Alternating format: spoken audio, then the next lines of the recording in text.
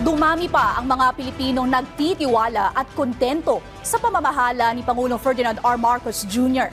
batay sa isang survey. Ang detalye sa Balitang Pambansa ni Bien Manalo ng PTV.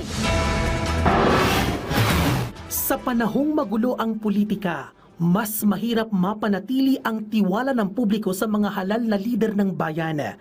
Pero may hinahanap tayo na katangian ng isang pinunong maaasahan at may paninindigan. Yung puso niya nasa mahihirap. Kung anong mga kailangan sa taong yung kapos, matugunan niya. Dapat po sila talaga ay mayroon sariling paninindigan at saka po ay kung ano po yung tama, yun po ang dapat gawin. Batay sa pinakabagong survey ng Tangere, bahagyang tumaas ang satisfaction and trust ratings ni Pangulong Ferdinand R. Marcos Jr. ngayong Oktubre. Mula sa 46.40% noong Setyembre, tumaas ito sa 46.90% ngayong buwan, ang nagsabing nasiyahan sa performance ni Pangulong Marcos Jr. Sumipa naman sa 59.30% ngayong buwan ang nagtiwala kay Pangulong Marcos mula sa 58.80% noong nakaraang buwan. Naitala ang pinakamataas na satisfaction and trust rate sa Hilaga at Gitnang Luzon sa mga 18 hanggang 35 taong gulang.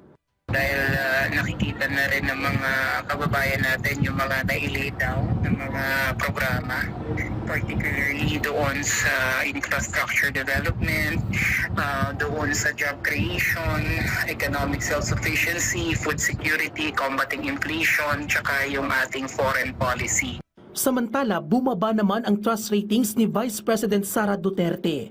Mula sa 56.80% noong Setyembre, sumadsad ito sa 56% ngayong Oktubre. Atrasado rin ang satisfaction rating niya. Noong nakaraang buwan ay 48.70% pero ngayon ay bumaba ito sa 48% na lamang. Naitala sa gitna, Hilagang Luzon at Metro Manila ang pinakamaraming nagsabi na hindi nasiyahan o nawala ng tiwala sa pangalawang Pangulo. Ayon kay Professor Calilong, nakaapekto ang nakaraang presko ng Vice Presidente sa pagbaba ng kanyang satisfaction and trust ratings.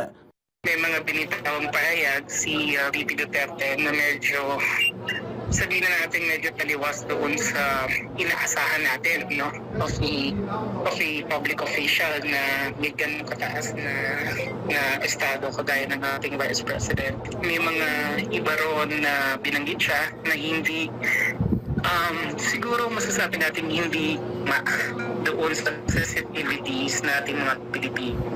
Samantala, nakasungkit naman ng 52% o 3 sa bawat 5 Pilipino ang nagsabing nasiyahan sa performance ni Senate President Cheese Escudero. Nananatili si Escudero bilang highest rated top government official sa bansa.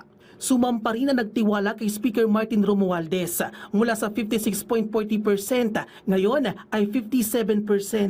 Naitala ito sa Northern Luzon, Central Luzon, Calabarzon at Eastern Visayas.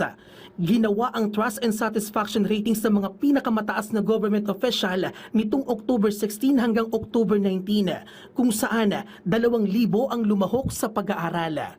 Mula sa People's Television Network, ako si Bien Manalo para sa Balitang Pambansa.